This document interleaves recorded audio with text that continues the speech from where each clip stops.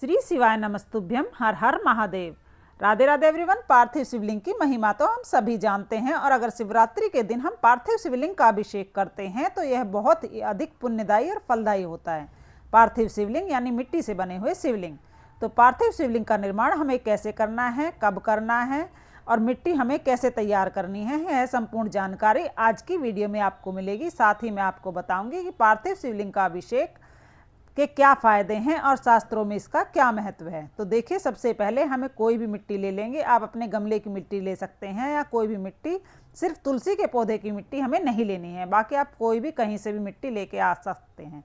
उसके बाद हमें एक कॉटन लेनी है, देसी घी लेना है, पिघला हुआ देसी घी, और एक बेलपत्र हम ले लेंगे आसन के रूप में, और हमें गंगा जल लेना है। अब हम मिट्टी तैयार करेंगे। तो सबसे पहले कोई भी मिट्टी, चाहे आप बालू मिट्टी लें, चिकनी मिट्टी लें, कैसी भी मिट्टी हो, आपके घर के गमले की मिट्टी हो, उसको हम पानी से गीला कर लेंगे। इस मिट्टी में हम थोड़ी सी कॉटन डालनी है। कॉटन के रेशे यानी रुए के रेशे होते हैं, वो डालेंगे। इसमें अच्छी तरह मिट्टी तैयार हो जाएगी। जब आप शिवलिंग बनाएंगे, शिवलिंग का अभिषेक करेंगे तो बिल्कुल भी दरारें नहीं पड़ेंगी और शिवलिंग हमारे बिल्कुल खंडित नहीं होंगे। जब हम शिवलिंग का अभिषेक करते हैं तो बहुत सारी चीज़ें चढ़ाई जाती हैं, जैसे जल, दूध, पंचामृत, शहद, बहुत सारी चीज़ें चढ़ाए जाते हैं। तो शिवलिंग खंडित होने का डर रहता है, क्योंकि खंडित शिवलिंग नहीं होने चाहिए।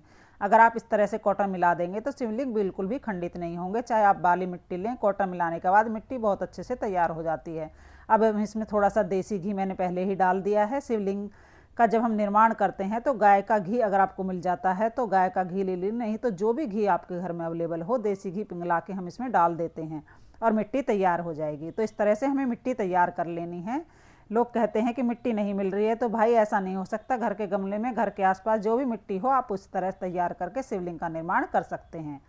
अब हम शिवलिंग का निर्माण करेंगे तो उसके लिए सबसे पहले आसन के रूप में बेलपत्र यहाँ पर मैंने रखा है, और फिर जो हमने मिट्टी तैयार की है वह मिट्टी ले लेंगे और इस मिट्टी से हम शिवलिंग का निर्माण करेंगे। तो सबसे पहले हम क्या करेंगे, मिट्टी को दो भागों में बांट लेंगे। सबसे पहले हम शिवलिंग बना लेंगे। तो पिंडी को हम सबसे पहले बनाएंगे, तो गोल गोल करके इस तरह से हम पिंडी बना लेंगे।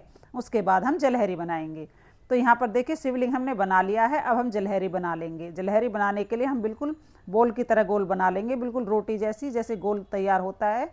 फिर उसके बाद इसको हम जलहरी का रूप दे देंगे। तो अब देखिए, बहुत ज़्यादा कलाकारी करने की जरूरत नहीं है। जैसा कि शिवलिंग आपसे बन जाए, आप उस तरह का शिवलिंग बना सकते हैं। बस हमें इतना ध्यान रखना है कि दरार नहीं होनी चाहिए। जब भी हम मूर्तियाँ बनाते हैं पूजा के लिए तो उसमें दरार नहीं होनी चाहिए। हमें इतना ही ध्यान रखना है ताकि वह खंडित मूर्ति ना बने। अब देखिए, बीच में हम जो पिंडी हमने बनाई थी उसको विराजमान कर लेंगे, तो हमारा शिवलिंग पूर्ण हो जाएगा। शिवलिंग में संपूर्ण शिव परिवार विद्यमान रहता है, इसलिए आप सिर्फ अगर शिवलिंग का अभिषेक करते हैं तो संपूर्ण शिव परिवार का अभिषेक हो जाता है। तो पानी लगाकर हम थोड़ा सा चिकना कर लेंगे और अच्छी सी फिनिशिंग आ जाएगी। दरारा वगैरह सब खत्म हो जाएगी। शास्त्रों के अनुसार शिव पूजा में पार्थिव शिवलिंग के अभिषेक का, पूजन का सबसे ज़्यादा महत्व होता है। भगवान श्री रामचंद्र जी ने लंका पर विजय प्राप्त करने के लिए पार्थिव शिवलिंग बनाकर ही समुद्र के किनारे भगवान शिव शंकर का पूजन किया था, और माता पार्वती ने भी पार्थिव शिवलिंग बनाकर भगवान शिव शंकर का पूजन किया और भगवान को प्रसन्न किया था। तो पार्थिव शिवलिंग का अगर आप पूजन करते हैं तो भगवान शिव शंकर अति शीघ्र प्रसन्न हो जाते हैं। पार्थिव शिवलिंग का हमें सुबह निर्माण करना है। शिवरात्रि दिन अप्रदोष के समय हम इसकी पूजा कर देते हैं। हर हर महादेव।